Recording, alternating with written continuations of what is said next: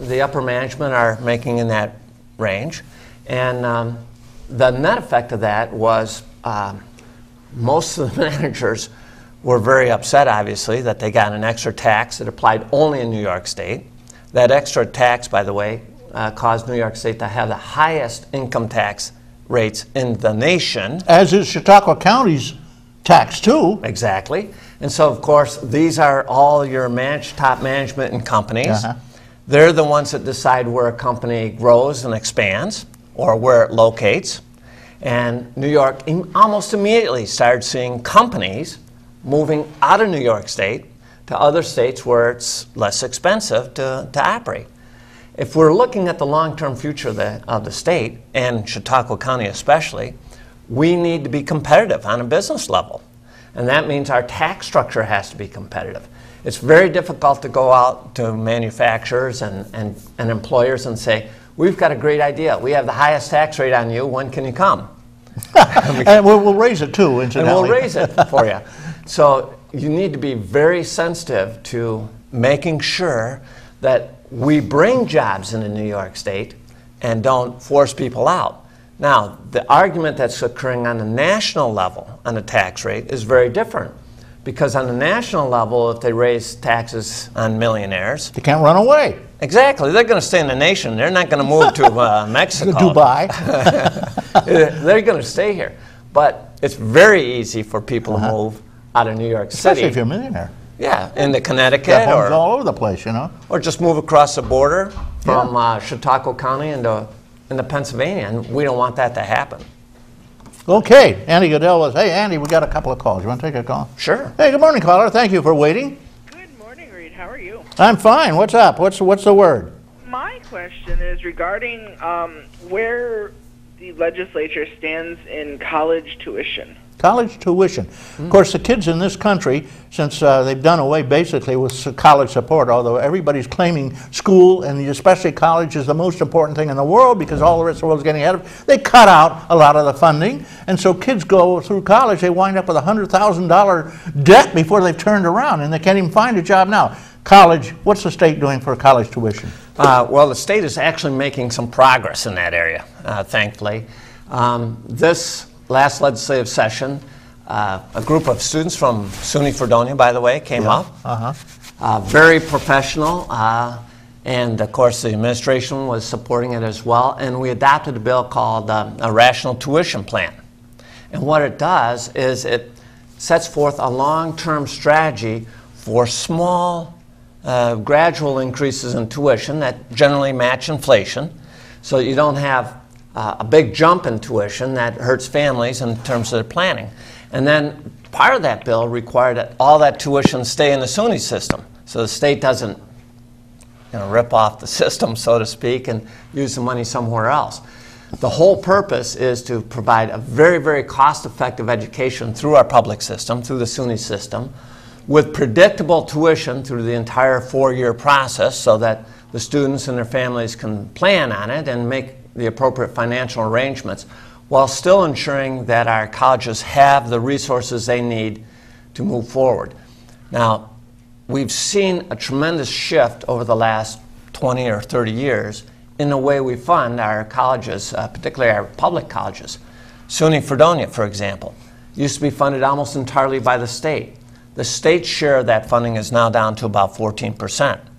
The good news is, with the state share at 14% and with a rational tuition plan in place, SUNY can operate in a business-like manner, still provide incredible value. They're ranked one of the highest educational values in the nation, by the way, right here in Fredonia, SUNY.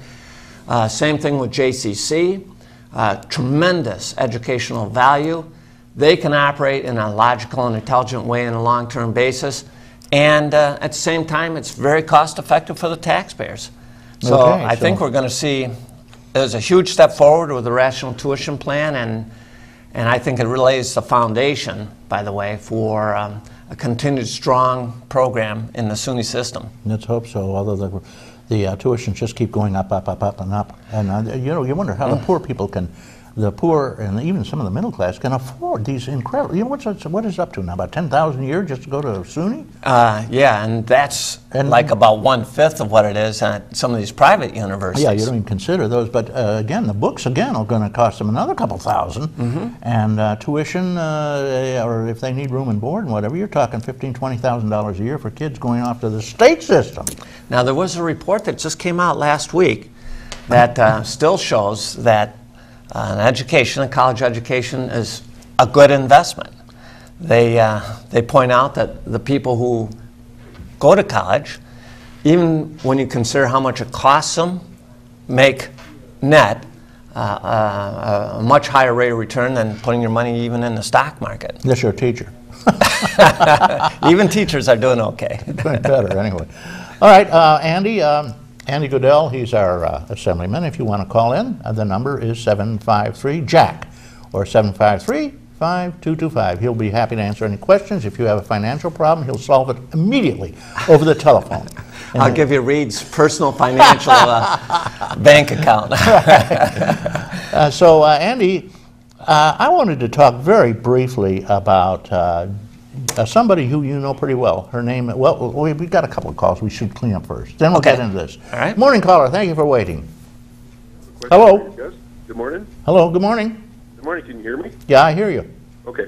I have a question for you guys regarding the Chautauqua County's payment of, I guess it's Medicare. How is that coming?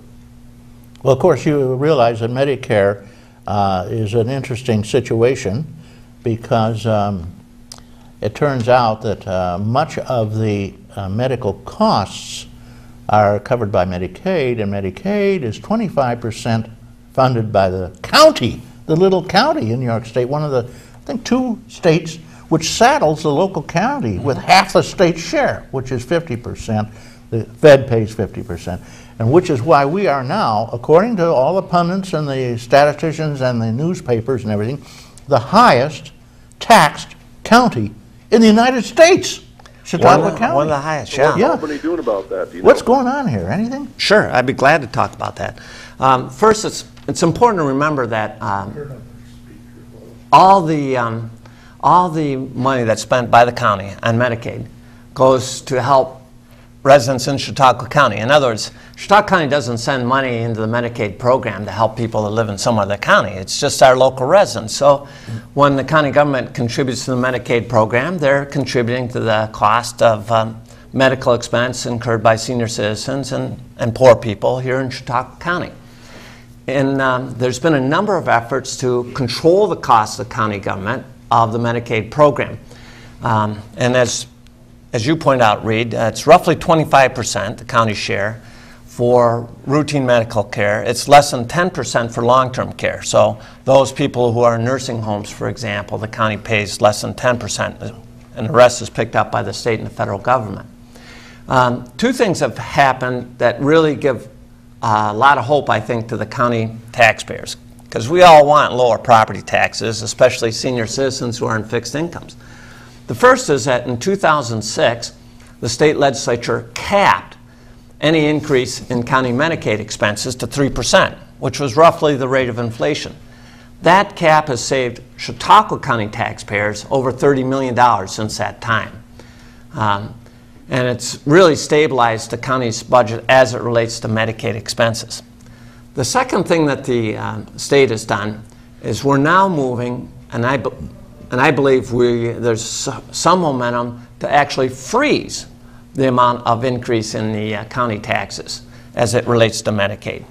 At the end of the last session, which was this spring, I teamed up with a freshman assemblyman from Corning, Phil Palsano, and we pushed hard an amendment that would have frozen the county share of Medicaid. And we got bipartisan support, not enough to get it through, but we got some bipartisan support. That idea has now been picked up by some Democrats, which is a sign that, that there's momentum picking up behind that. The Senate is coming in behind that idea, and I'm hopeful that this next year we'll actually be able to cap county's share of Medicaid.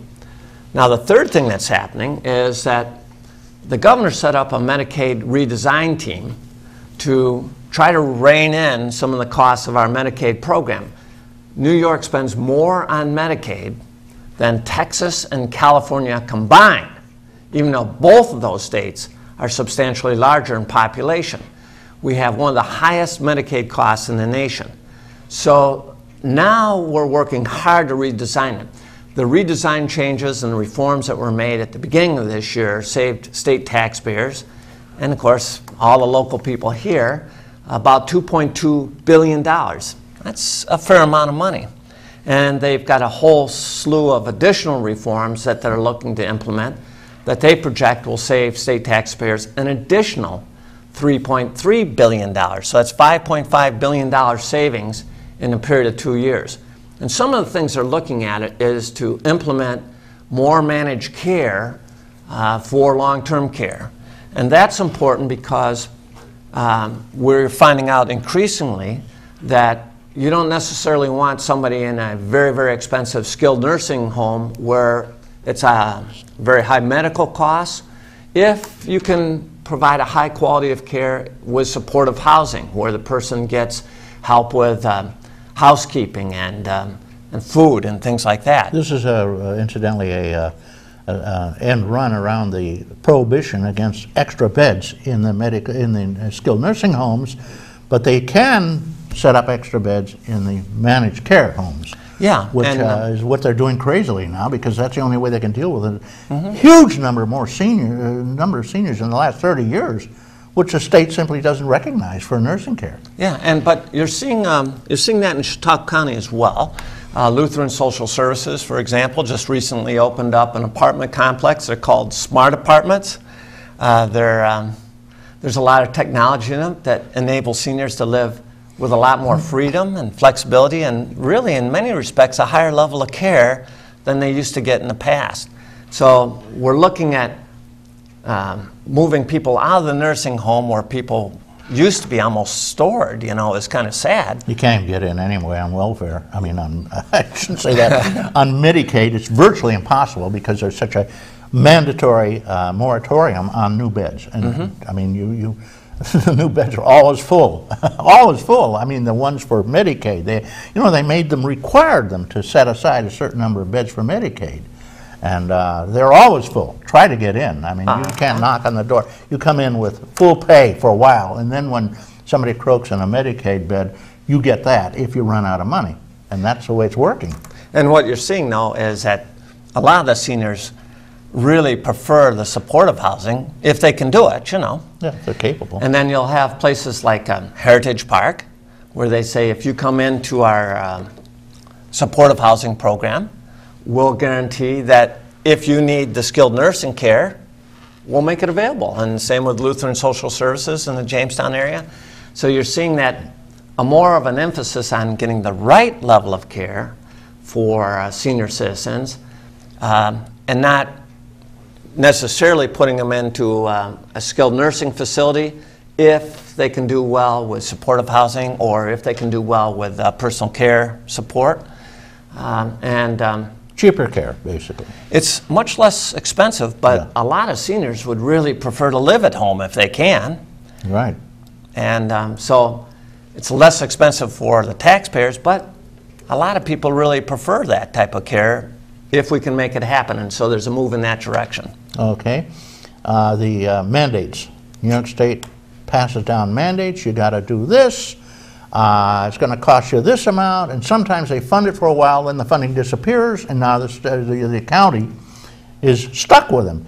And Edwards said one of the problems with the mandates is we're going bankrupt here in Chautauqua County. We can't afford it, especially the Medicaid bite, which is just slaughtering us. We have the highest number of seniors and just about the greatest number of poor people who depend on Medicaid in Chautauqua County, and we're getting killed.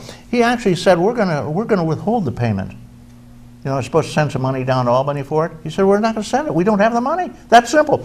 And every county in the state just about jumped up and said, "We too. We like that idea." Yeah. Well, keep in mind all those Medicaid payments go just to Chautauqua County providers. And so You know, every dollar that's sent by the county to the state comes right back to the county, and it's matched 3 to 1 for regular